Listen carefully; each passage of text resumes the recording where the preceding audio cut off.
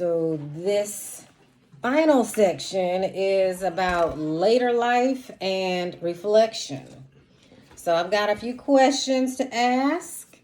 First question for you, Dad, is what was the best news you have ever received?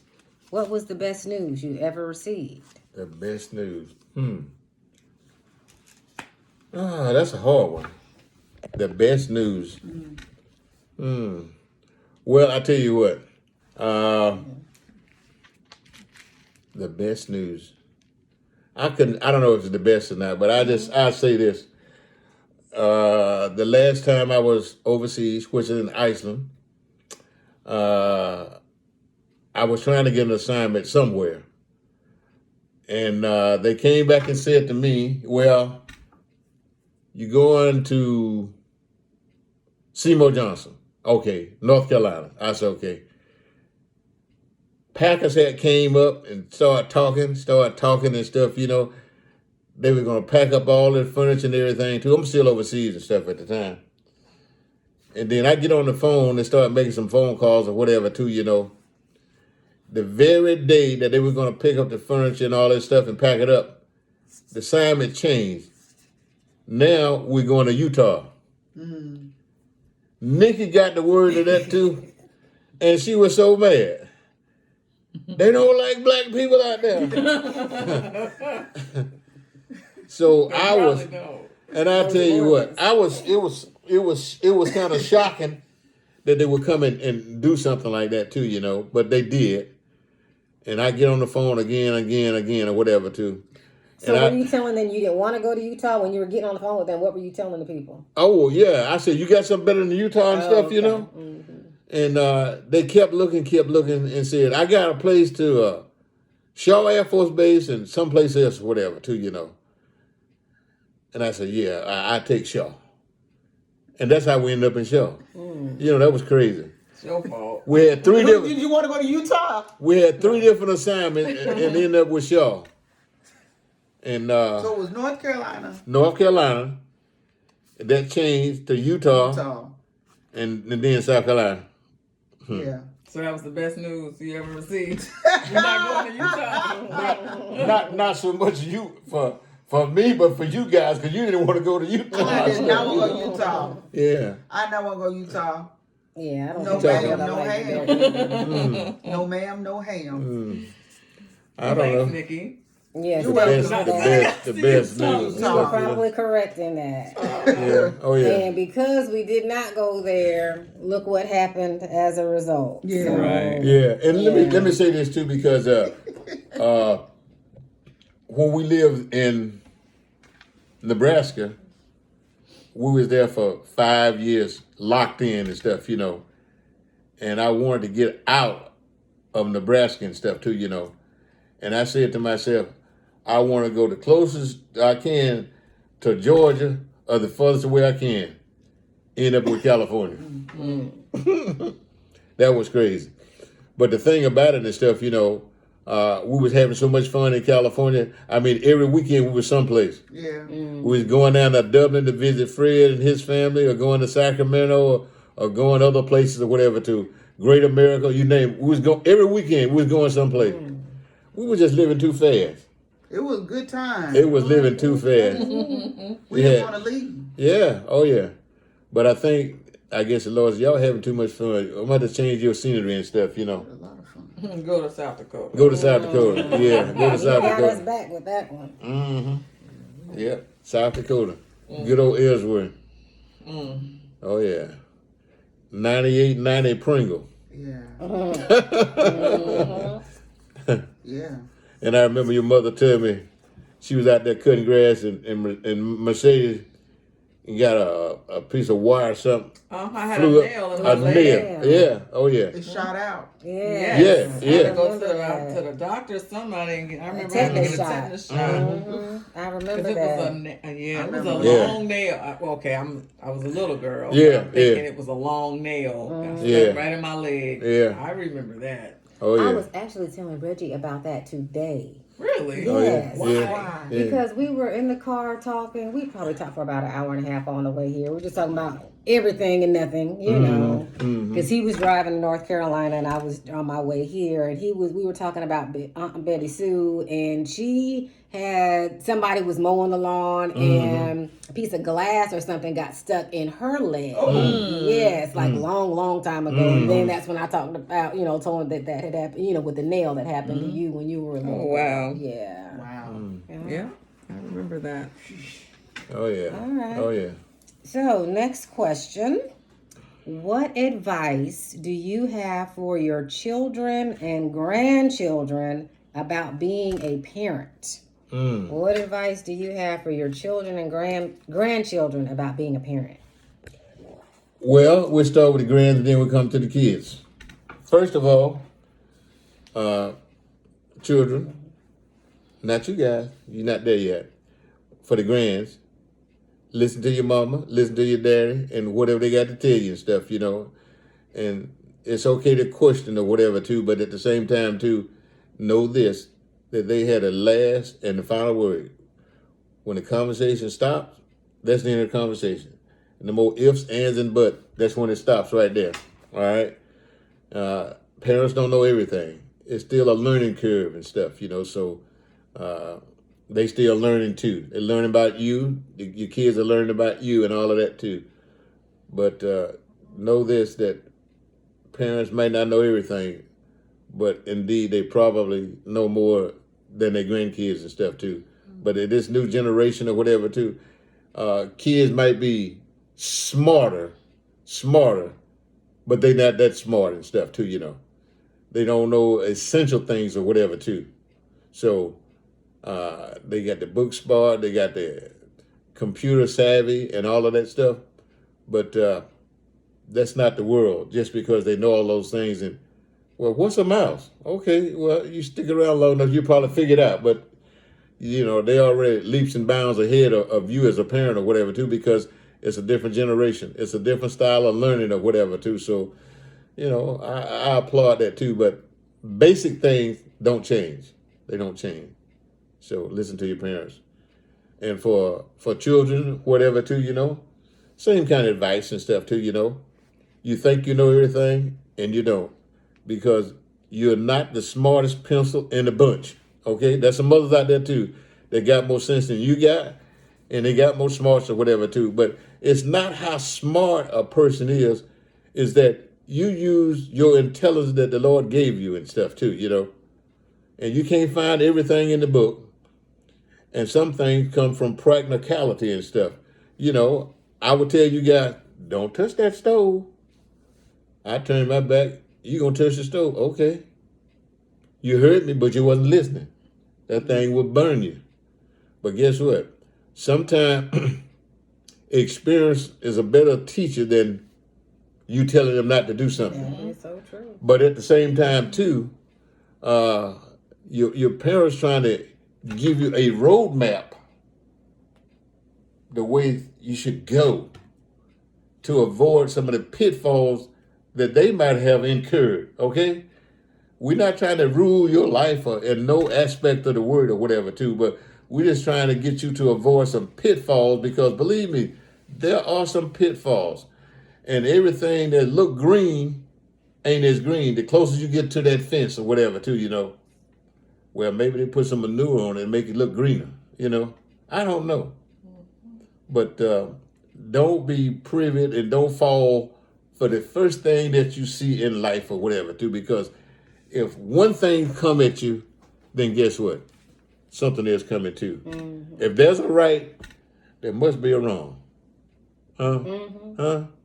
So we have to end up in kind of discern things for ourselves, you know. Ask for a little spiritual guidance or whatever too, to figure out where you're going and what you need to do. Sometimes it's easier not to open your mouth. Sometimes you open your mouth, you get in more trouble. So listen, not hear, listen. Listening and hearing is two different things. I would listen to everything you were saying, but I wasn't paying no attention. Mm-hmm. So you just and most people don't listen. They hear you, but they don't listen, you know, because they thinking for a comeback question. you know. That'd be neat. And they want to hit you with the comeback question. They done forgot everything you ever said and stuff, you know, or was trying to say, but they're trying to come back with a comeback and stuff too, you know. And kids today so smart. You guys are so smart and stuff, you know. You try to figure out what parents are doing, what they're not doing and stuff too, you know. And your mother and I talked. Each one of you guys would have your own conversation with your mom and with me too as well and stuff, you know. And at the same time too, you guys be saying something to her or whatever too, you know. And then we get in bed at night. What y'all talk about? Well, I don't want to talk about it. We're not talking about it. It's a private conversation or whatever too. But anyway, she would bounce things off of me that she heard from you guys to get my response or whatever too, you know. Well, what do you think about this and stuff, you know? I said, well, whatever, you know. It's not all, we don't have an answer to everything, okay? But you never get an answer if you never try, you know. So you got to try anyway and stuff, you know. And that's just the way life is and stuff, you know. And as a parent, we try to support you guys and everything that you do, you know. And sometimes we can see the end before it starts, you know. But we didn't try to keep that from you and stuff. Like Nikki, she wanted to play softball. She didn't know nothing about no softball, but she wanted to play. And she wasn't that good at it and stuff, you know. Oh. She wasn't. I'm talking truth to power. Truth to power. Truth to power. Truth to power. Mercedes was good at what she was doing. What you doing? It says low battery. Mercedes was good at what she was doing in sports. Tamara, she did pretty good too as well and stuff too. Pretty good. And But I was just good. Speedy, whatever, what you call it, Speedy or whatever. But I never will forget too when we guys in South Dakota and stuff, you know, you guys didn't want to eat the hot dogs we fixed for you at the house. You want them red hot dogs they had at the football, at the baseball game. It was funny. Red hot dogs, love them things. It was red. Mm-hmm. Oh yeah. So life is interesting and stuff too, you know, and we try to break a little piece off. We don't try to engulf the whole thing in one day, but just take life as it comes, you know. We can't change everything and know that we can't, but we just do what we can and stuff too, you know. Mm-hmm. And don't dwell on anything forever because it's more stuff going on in the present than what you're trying to worry about in the future, you know. The future gonna come, okay? But don't spend a lot of time over here when you can deal with things right here in front of you and stuff too, you know. That's why I say don't take a big old chunk bite out of life trying to live over here and you hadn't even got there, you know. Take your time, you'll get there and stuff too, you know. And I say this because at one time I was contemplating on getting out of the service and stuff too, you know. And it just so happens, I had went down, I took a postal exam. I still got the paperwork too. I went down and took a postal exam test. And it was a year and a half before I was going to get out of service. I still hadn't heard anything. So we got right down to the last denominator and stuff, right? I might have said this before at one time. But at any rate, I'm just saying again, your mother and I, she went with me. We re-enlisted together, went out, had lunch, had the day off, came back home, checked the mail, not one, but 2 jobs waiting on me for the post office. And couldn't take either one of them. But the fallacy or the thing behind that was 10 years later, I got the job. The same job I went 10 years prior to. If the Lord has got something for you, It's for you. you're going to get it. You're going to get it. And the only person that can mess it up is you. Is you. So just hold true to your dream or whatever too, you know. I mess around, you know, got the brick house, got the wife, got a couple cars, house paid off, cars paid off and stuff too, you know. Couple kids. 3 kids. Yeah, 3 three kids. kids. The Three fence. kids. Yeah, 3 kids. And Yeah. yeah. So I tell you, life is gonna be ups and downs, and they're gonna throw you some curves sometime too, you know. But just like driving a car, sometimes you go on a curve, you lean with the curve, but you come out of it though, you know. Life is good. It's not gonna be everything you want it to be every time, but keep living. You'll get there. Keep living, you get there. You'll get there. You'll get there. Keep living. Want to say that? Mm-hmm. All right, next question. Stop. What have you changed your mind about over the years?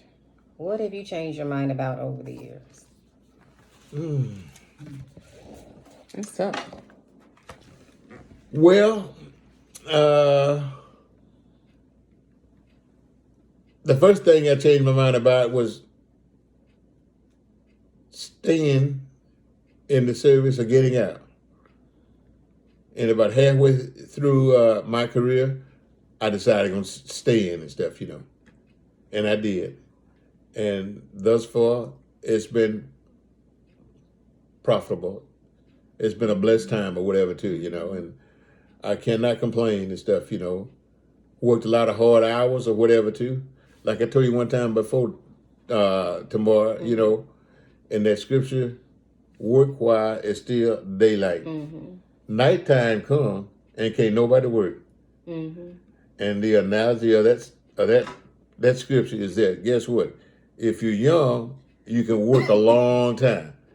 But when you get old, you can't work like you did when you was young. So make all you can make while you can make it. And after that, sit back. Enjoy your fruits of the labor. That's it. That's it. That's it. Yeah. You get the label. Yeah, you put the time in. You ain't get no time. Don't be waiting. Ain't nothing for you. That part. What are some of the most important things you've learned in life? What are some of the most important things you've learned? Well, I think patience, persistence, and staying focused where you're trying to go, what have you. And don't let things that knock you off course change your mind and what direction you're going in, you know. You have to hold true to what you're doing and stuff, you know. If working hard and doing things, then that's okay too. But you have goals and ideas and you try to stick with them. Yeah. That's all I got to say about that. Just stick with them and stuff, you know. And sometimes you're going to have setbacks, but guess what? You know, that old cliche like Rome wasn't built in a day. So you just keep working. Final question. What do you want your legacy to be? What do you want your legacy to be? I guess legacy. That I was a good husband, a good dad, and tried to be a good provider, and maybe a role model for the family and stuff, you know, and just thanking the Lord for all of His blessings. And some of them was up and some of them was down, but you know, through the ups and downs, He was always there. You know, maybe I didn't realize it and stuff, but He was there and stuff, you know, because if He wasn't there, then I probably wouldn't accomplish what I accomplished thus far in this life and stuff, you know. So you have to hold true, not so much to material things or whatever too, but spiritual things as well, you know, because He is the creator of this world, and He knows things before they even happen, you know. We thinking about it, but He knows already. He knows already. So be true to yourself, be true to Him, you know. and just live the best life you can live. And keep looking up. You ain't gonna find nothing looking down. Keep looking up. That's it. Keep looking up. All right. Thank you for participating, everybody, for participating in this exercise. I hope that it was enlightening Yes. for us. Yeah, to kind of get to know, I'm sure there were some things that we thought we knew about Dad. We probably heard some of these stories, before. But there were some new things, that kind of came out too that I didn't know. So thank you for sharing Thank you, your Daddy. experiences with us. I wanted to give you an opportunity, Dad, if there were anything you wanted to say to our future selves and your grandchildren. Well, keep your Lord in your life. Keep your family in your life. And always look towards the help. Look towards the hills whence your help come from. And we didn't accomplish anything in this life if it wasn't for the Lord and stuff, So we have to keep him first in our lives too as well. And all that we do and stuff. Even when we have a bad day, if we still alive, it's a good day. So we thank him and give him glory. And we thank him for the grace that he gives us and stuff each day and stuff, and whether you know it or not. And I've said this before, if we woke up this morning and the Lord was on our mind, indeed, his mind was on us too as well. So just do the best you can. Do the best you can. Yeah. I love you, Dad. Love you, Daddy. Yay. Love you guys too. Oh. Oh. We all get Yay. All right. Oh, we on camera. Yeah, we're on camera. Look at Daddy. Group up. Hey. All right. All right, love you guys. Love you too, Daddy. Thank y'all.